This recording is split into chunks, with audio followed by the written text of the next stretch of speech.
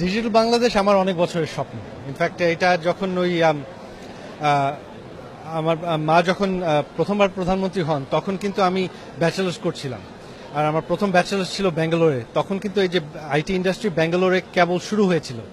তো তখন আমার আকর্ষণ ছিল যে এটা যদি ব্যাঙ্গালোরে হতে পারে, ইন্ডিয়া হতে পারে, আমাদের দেশে কেন হতে পারে না। তো এটা আমার তখন থেকেই স্বপ্ন ছিল, তো এবার এসে বাস্তবায়ন করার চেষ্টা করছি। মানে অনেকে তো যে মা বাবারা স্বপ্ন তার সন্তানের মাধ্যমে পূরণ করে, এখন ব্যাপারটা কি উল্টো হলো না? হ্যাঁ, কিছুটা উল্টো হয়েছে। হ্যাঁ, আপনার স্বপ্ন মায়ের মাধ্যমে, জি, এক্স্যাক্টলি। এই স্বপ্ন বাস্তবায়নে মানে মায়ের ছেলে হিসেবে কতখানি আপনি কাজ করছেন মায়ের সঙ্গে?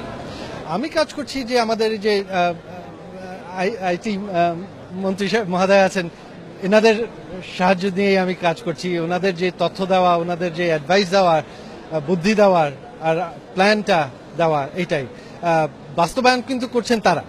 যেহেতু আমি দেশে থাকি না, আমি ইমপ্লিমেন্টেশনে হাত দেই না, বাট তথ্য দেওয়া, বুদ্ধি দেওয়া, এটা হলো আমার কাজ। প্রধানমন্ত্রীর ছেলে হওয়াটা তো একটু ধরেন অসুবিধারও ব্যাপার। ধরেন আমরা সাধারণ মানুষ হিসেবে হয়তো বুদ্ধি দিলাম, মন্ত্রীরা ইমপ্লিমেন্ট করতো, কিন্তু যখন নাকি প্রধানমন্ত্রীর ছেলে বুদ্ধি দিতে যান, হয়তো দেশের জন্যই, ভালোর জন্যই, আপনি ব্যাঙ্গালোরে পড়ে আসছেন, ওইটা দেখে তখন একটা সমালোচনার মধ্যে পড়ার একটা রিস্ক থেকে যায়।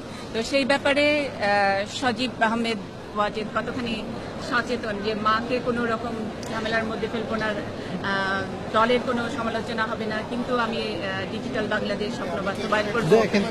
দেখেন, আমি এখানে কোনো রিস্ক নাই, কারণ আমি দেশে থাকি না। তার জন্য আমি দেশের থেকে দূরে থাকি। আমি দেশে খুব অল্প সময় কাটাই।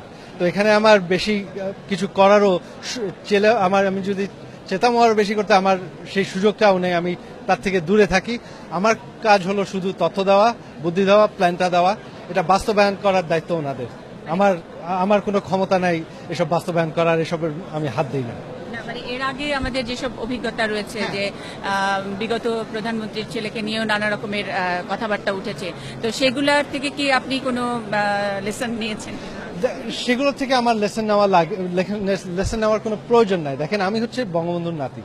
ছোটবেলা থেকে আমার মা আমাদেরকে একটাই কথা বলেছে, তোমরা কার নাতি সেটা মনে রাখো, ওই নামটাকে বদনাম হতে দেবে না কোনোদিন। আমাদের শিক্ষা আছে, আমাদের মেধা আছে। আমার পরিবারের কারো, আমার ভাই বোনদের মধ্যে কারো মাস্টার্সের নিচে নাই। তার জন্য আমাদের এই চুরি করার কোনো প্রয়োজন নাই। আমাদের মেধা আছে, আমরা মেধা খেটে আমরা পয়সা কামাই করতে পারি। দেশের পয়সা চুরি করার আমাদের কোনো প্রয়োজন নাই। অনেক সময় আপনার নাম ভাঙিয়ে আপনাদের দলের আমাদের কেউ যদি আমাদের নাম ভাঙায়, সেটা যদি আমাদের আকর্ষণে আসে, সেটা তো আমরা ইমিডিয়েটলি থামাই। আমাদের মন্ত্রী মহোদয়কে আমরা ইনস্ট্রাকশন দিয়ে রেখেছি যে আমাদের নাম নিয়ে যদি কেউ আসে, ইমিডিয়েটলি অফিস থেকে বের করে দেবেন।